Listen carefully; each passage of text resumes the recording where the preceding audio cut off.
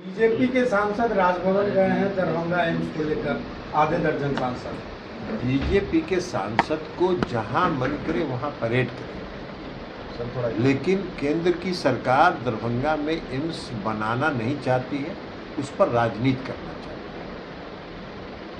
Darbhanga AIIMS के लिए जो राज्य सरकार ने जमीन चिन्हित किया है और माननीय मुख्यमंत्री जी ने स्वयं पत्रकारों को कहा है कि चाके जमीन चल के देखिए, जो जमीन चिन्हित किया है राज्य सरकार ने, वह जमीन 6 लेन पर किनारे है। उस एम्स तक जाने के लिए राज्य सरकार ने 4 लेन सड़क बनाने का निर्णय किया है। उस जमीन की मिट्टी भराई के लिए राज्य सरकार ने 300 करोड़ रुपया स्वीकृत किया है। उसके अतिरिक्त दरभंगा मेडिकल कॉलेज जो वर्तमान में है, उसको भी अपग्रेड करके उसके लिए हजारों करोड़ रुपया राज्य सरकार ने स्वीकृत किया है। तो राज्य सरकार तो चाहती है कि दरभंगा में एम्स भी बन जाए। राज्य सरकार चाहती है कि दरभंगा में दूसरा अस्पताल, जो दरभंगा मेडिकल कॉलेज है, वो भी एक विकसित अस्पताल के रूप में, सुपर स्पेशलिस्ट अस्पताल के रूप में विकसित करें। अब ये जो भारतीय जनता पार्टी के नेतृत्व वाली जो जुमलेबाज सरकार है, उसको काम करना नहीं है। वो दरभंगा में एम्स बनाना नहीं चाहती है। दरभंगा में एम्स का सिलेक्शन किसका है?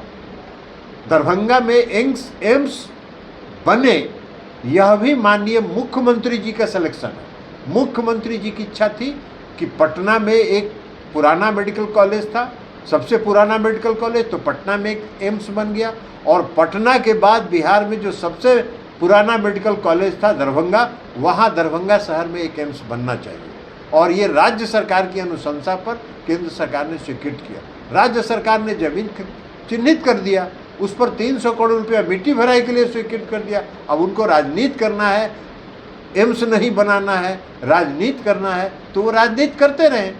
लेकिन राज्य सरकार दरभंगा मेडिकल कॉलेज को वो एम्स बनाए नहीं बनाए, राज्य सरकार ने दरभंगा मेडिकल कॉलेज को सुपर स्पेशलिस्ट अस्पताल के रूप में हजारों करोड़ रुपया खर्च करके उसको विकसित करने का निर्णय ले लिया।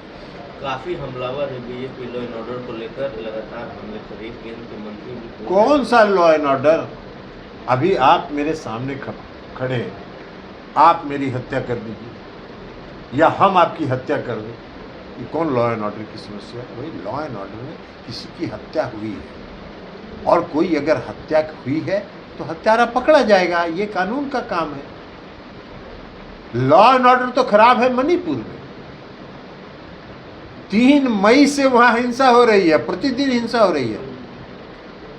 जो INDIA का जो प्रतिनिधि मंडल गया था, उसमें मैं भी गया था, और पूरे जो दोनों समुदाय के जो राहत शिविर है, उन दोनों समुदाय के राहत शिविर में हम लोग गए थे। दोनों समुदाय में एक भी समुदाय का विश्वास वहाँ की राज्य सरकार पर नहीं है। डबल इंजन की सरकार है, और 3 मई से वहाँ की हालत बेकाबू है, नियंत्रण नहीं कर पा रहे हैं, और कानून व्यवस्था की बात कर रहे हैं। थोड़ा सा भी तो लोक लिहाज रहना चाहिए। एक सवाल है, लालू यादव के खिलाफ फिर से सीबीआई गई है। सीबीआई गई है, सुप्रीम कोर्ट देखेगी। ये मामला सर्वोच्च न्यायालय का है, सर्वोच्च न्यायालय देखेगी कि सीबीआई गई है। सीबीआई का तो काम ही वही है, तंग करना, तबाह करना। तो केंद्र सरकार तो अपने पालतू तोतों का इस्तेमाल इन सब कामों के लिए करती रहती है, उसी में एक काम ये भी है। सृजन के जांच में भी तेजी आ गई है। बहुत अच्छी बात है, तेजी आनी चाहिए। अमित शाह ने आपको तंज कसते हुए लोकसभा में कहा था कि आप लोग जो षड्यंत्र रच रहे हैं, जनता खूब समझ रही है। उनका षड्यंत्र जनता समझ रही है। वो तो जनता को जो वादा करता है आदमी, आप जरा बता दीजिए, जनता को किया गया वादा आप पूरा नहीं करिए, और चुनाव के बाद कह दीजिए कि वो जुमला था। भाई बिहार के मुख्यमंत्री नीतीश कुमार जी भी है। 2015 में उन्होंने 7 निश्चय का वादा किया, और 7 निश्चय में कौन निश्चय है जो नहीं पूरा हुआ? 7 निश्चय उन्होंने पूरा किया। 2020 में 7 निश्चय 2 की घोषणा उन्होंने की, और 7 निश्चय 2 पर आज काम हो रहा है। और वो क्या क्या क्या काम किए हैं। 2014 में 2 करोड़ लोगों को प्रति वर्ष रोजगार देंगे, पूरे विदेश से काला धन वापस लाएंगे, हर गरीब के खाता में 15 से 20 लाख रुपया देंगे। और बाद में गृह मंत्री जी ने कहा कि चुनाव में ये सब जुमला कहा जाता है।